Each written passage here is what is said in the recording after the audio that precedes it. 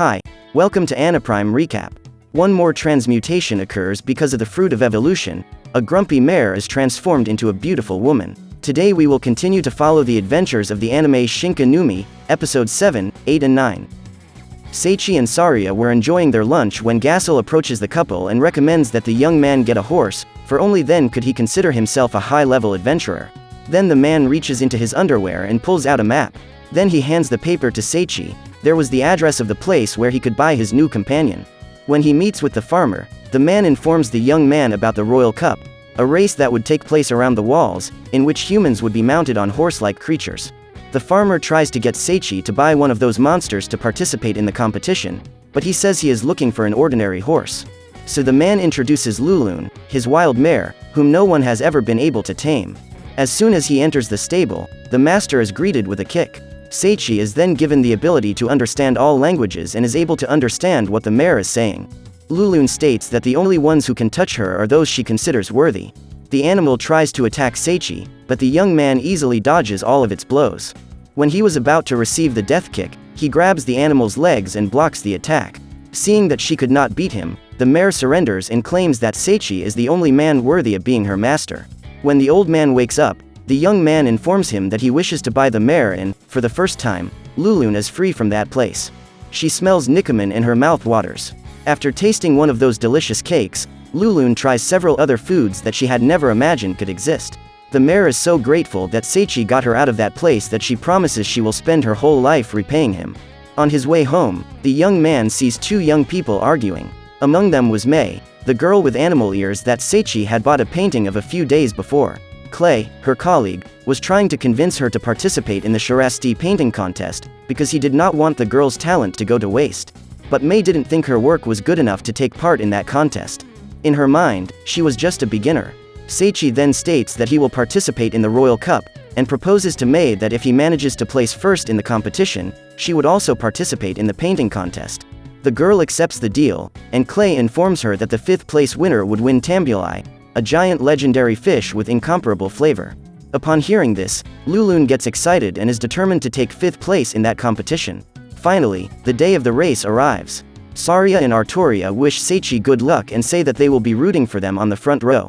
Lorna, one of the members of the Valkyries group, informs us that the 1st place winner will win a ticket to spend the day at Arkshell Castle with the Valkyries. The competition begins and Lulun and Seiichi are left behind. The mare can barely walk and says that morning, due to anxiety about the race, she was unable to eat. The young man then searches in his bag for some food that he can give to the animal. At this time, he finds a kit for growing the fruit of evolution. After eating the fruit, Lulun recovers his energy. Meanwhile, the rest of the competitors were already reaching the final stage of the race. In order to ensure her victory, one of the competitors summons her wolves to eliminate her opponents.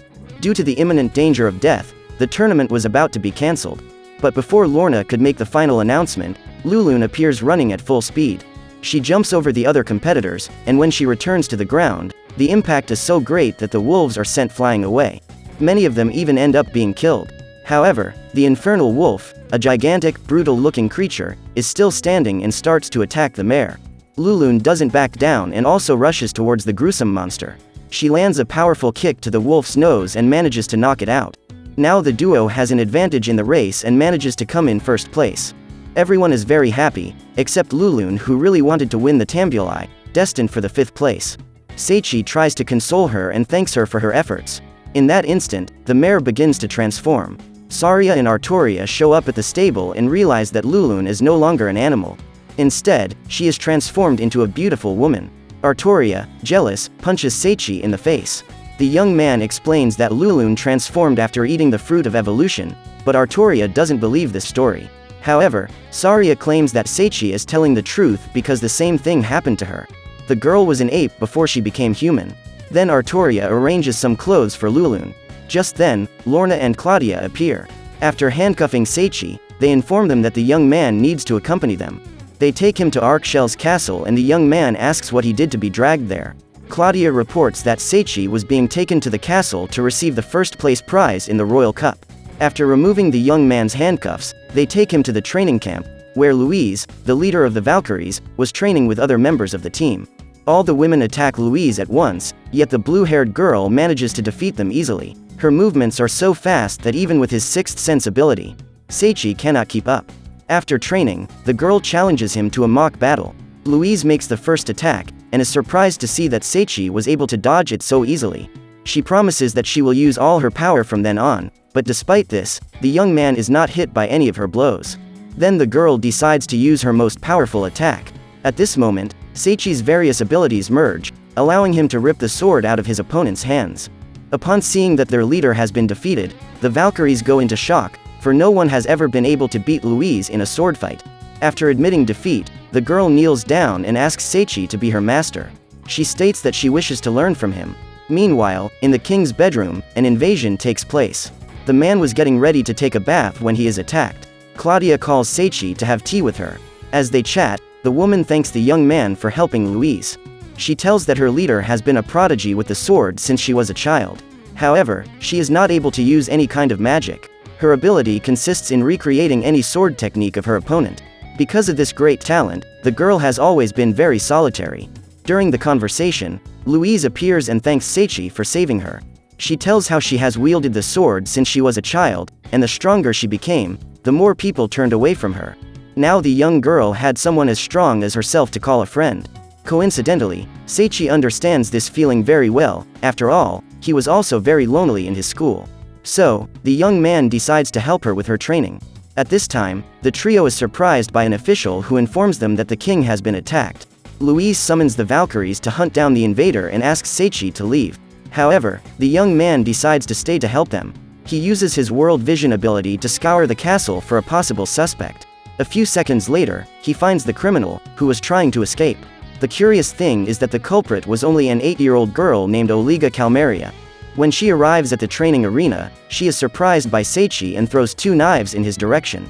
However, the young man manages to block the attack. He states that he will keep the weapons, as they are dangerous for children. However, his reflexive defense skill is involuntarily activated and the young man throws the knives toward the girl. Luckily Oliga was not injured. Instead, the knives just stuck her cloak to the wall, immobilizing the girl. Still, she does not give up. After breaking free, the girl tries to attack Seiichi again. To prevent one of the two from getting hurt in that battle, the young man strikes the back of the girl's head, causing her to faint. Seconds later, the Valkyries appear and he reveals that it was that girl who attacked the king. Everyone wonders why a child would do that and Louise asks Lorna to question her. Seiichi questions if the king is okay and Louise reveals that he is not waking up. The weapon Oliga used to cut him down was a knife cursed with eternal sleep. Once someone is wounded with this weapon, the person is never able to wake up again. No one in the entire kingdom had found a way to break that curse, so Seiichi asks the Valkyries to take him to the king. When he arrives in his room, the young man is surprised to discover that Ranza, the man he met in a restaurant a few weeks ago, is the king of that country. Looking at the man's arm, he can see the mark of the curse. Just then, Florio, Louise's brother, enters the room. The young man is the leader of the magic division of that nation, and although his magic has been effective in healing the king's wounds, he is unable to rid him of the curse. Florio asks Seiichi to help them, and the young man promises that he will try to fix the situation. Seiichi then tries to create a magic that can reverse curses. At this time his ability to create magic is activated. In his mind, all he could think of was the word, improve. So the improve reverse magic was created, causing the curse of eternal sleep cast upon the king to be reversed in the eternal health charm. When the king wakes up, everyone is extremely happy and Ranza thanks him immensely. As a reward for saving his life, the king asks the young man what he would like to receive in return. At the Barbador Academy, the other students, Seiichi's classmates, try to find out why they have been sent there. Karen, the student council president, talks to her friends about her theories about that exile. At this time, Uyama, Tugu and Masaya show up and question what they were talking about. The girl tries to duck out and asks them to leave, but changes her mind when she realizes that Kenji and Shota could get into a fight with those guys and get into trouble. Karen then says that they were talking about why they, the heroes, had been ostracized in that academy. Then Masaya says that the reason is very obvious. According to the young man, they were sent there because they are able to quickly master the magic taught at that academy, compared to the commoners. Karen does not believe this story and, together with her friends, decides to leave. Meanwhile, Seiichi enjoys a hot bath in the castle bathtub together with the king. Ranzo tells about his dream to build public baths all over the world because when you are in the bath together with other people, everyone becomes an equal.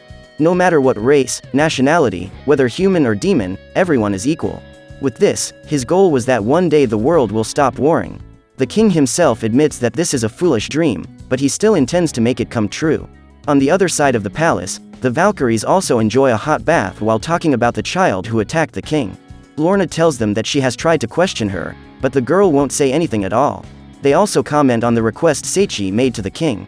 The young man said he didn't need any great reward for saving his life.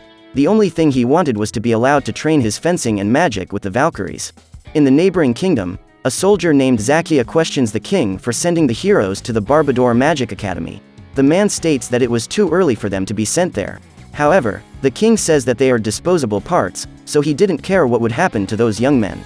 Zakia then asks what he plans to do if the heroes use their power against that kingdom. So Helios, the greatest wizard of that empire, tells us that he placed bondage bracelets on each of those teenagers. Should any of them try to remove their bracelet, they would be eliminated immediately. Just then, an arrow goes through the window, but Zakia manages to block it with his sword. The man believes that some enemy is trying to attack the king and goes there to try to capture him. At this point, Helio tells his king that he has heard rumors that Ronza is forming an alliance with the demons. However, the king asks Helio to rest assured that he has sent a dark executioner to eliminate Ronzo. Back in the Wimberg kingdom, Seiichi is surprised by the arrival of Saria, Artoria and Lulun. Artoria insisted on going to the castle, because she was jealous of the young man for being surrounded by beautiful Valkyries. Just then, Louise appears, and the girl becomes enraged. However, Seiichi explains that the woman is the leader of the Valkyries. Saria then introduces herself as Seiichi's wife, and Florio congratulates him on having found such a lovely partner. Next, Artoria says she is the young man's girlfriend and everyone is shocked to hear this. Finally, Lulun claims to be Seiichi's loyal servant, leaving the young man completely embarrassed. In the interrogation room, Lorna keeps trying to get information out of Oliga. Only after this, Seiichi will end up discovering the tragic past that this little girl carries. Oliga's future may be threatened. Will Seiichi be able to save her from her dark past? So, what did you think of this anime? Leave it in the comments below. And if you liked the video, like it and subscribe for more anime recaps. See you next time.